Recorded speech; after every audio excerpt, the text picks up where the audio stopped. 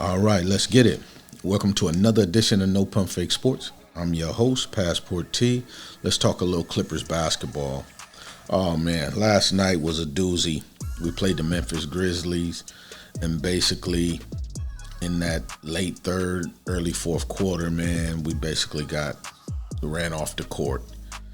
But I want to say, man, these injuries right now that we having are just really too much to overcome right now. You know, anytime you go into battle and you missing Nicholas Batum, Ibaka, Kawhi, Morris Sr., and T-Man is basically 50% a shell of himself out there, it's really it's going to be very, very hard to just beat regular or okay teams, let alone a team that's pretty good.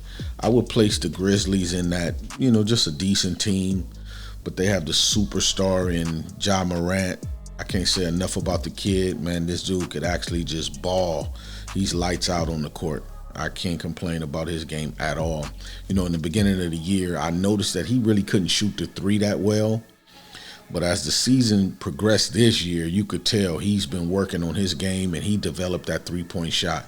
He is shooting very, very well from the three. I think upwards of 38, 39% from the three. So, I like what he did, man. But, yeah, man, the Clippers just got too much to overcome right now. And I just don't know what to say, man. You can see on the court, by Batum not being there, Moore Sr. not being there, we basically didn't have a power forward, so we had to plug in Amir Coffey.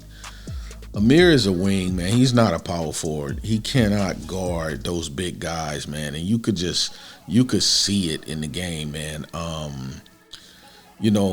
think, let me take a look, man. Just the rebounding alone, the Grizzlies out-rebounded the Clippers 47-34, and they had 12 offensive rebounds to 7. We just couldn't handle them on the glass at all, and this is due to lack of size. Yes, Nicholas Batum is not like super, super tall, but he's 6'8", 6'9", somewhere around there. But Nico has super long arms, so it makes him a pretty good rebounder inside. And Morris Sr. is physical. So, he would be a lot more physical in the interior than an Amir Coffey. So, he could help on the glass as well. But we struggled last night on the boards, man. And they beat us in every statistical category except free throw shooting. We went 8 for 8 from the line, and they shot 83% from the line. But everything else, 3-point percentage, they shot 42%. They shot 54% from the floor, and they just basically had too much. And I'm not saying they got too much in terms of them as a team, because anybody know the Clippers team and roster, when healthy, we could dominate them. But anytime you go without 5 super key players on your team, it's kind of hard to overcome that, because the Clippers didn't just lose a guy at the end of the bench, or the 13th man on the bench didn't play. No, man, we had starters not playing. Batum, Ibaka, Kawhi, T-Man, 50% of himself, Morris Sr. These are top guys on our rosters, and they weren't available, besides T-Man, like I said. But, yeah, that's kind of hard to overcome. You know what I mean? So, they battled. They didn't have any quit in them. Even though they were just down men, they still went to war, and they tried to make a game of it, But the bright side of it, let me get to the bright side of it. The bright side of it is Luke Kennard is playing defense, and it's not just a fluke. Each and every game, Luke Kennard is really playing really, really good defense.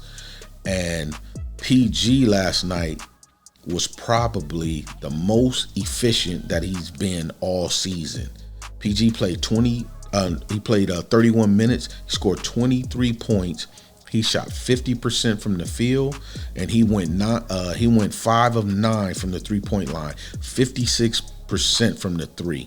He pulled down 5 boards and 6 assists. That's very efficient for PG. Going forward, after tonight's game with the Pelicans, we'll have Ibaka back. Let's keep our fingers crossed, because I hate to hear anything about a player's Achilles.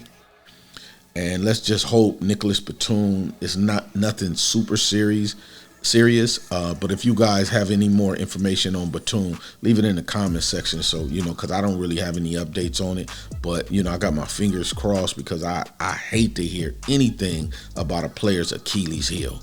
That just scares me. But yeah, man, going forward, we'll have Ibaka back. Luke is playing excellent defense. PG is, he's very efficient out there right now in terms of last night's game. Let's hope he can keep that momentum going. T-Man came back, so that lets me know his injury is not as scary as, really a severe ankle sprain. So let's just hope he can work through it and, eventually recover. But yeah, we need the guys back, man, or this is going to be a long stretch, man. We cannot win these games without 5 of our key players. 1 player go down, 2 players go down, and guess what? It's next man up. But this is like ridiculous right now, man, to have all these guys out. I applaud the young kid, BJ Boston, for coming in, Jay Scrub. They trying, but they don't have that experience yet. I love what Luke is doing on both sides of the ball. He's coming off the bench, only playing like 20-something minutes, getting you 15 points, and he's playing defense, So I love what I see out of Luke right now, man, this whole year. So I just hats off to Luke Kennard, man. But yeah, man, let's just hope we get the gang back real soon. Let's go into New Orleans tonight, try to pull off a win, and come back home for 2 against the Mavericks. Let's just hope, man, we can get healthy as fast as possible. But yeah, man, I just wanted to come to you guys with a quick video, man, to talk about these injuries, man. I hate what's going on with the club right now, because we can't get that continuity together if we don't have everybody available. Ty Lue, from game to game, doesn't even know who he's going to put in there. So it's just crazy right now, man, of just being down so many key players. But yeah, man, that's all I really have on this take. You guys let me know what you think about these injuries, man. How can we overcome this? Give me some excellent points, man, of what you see.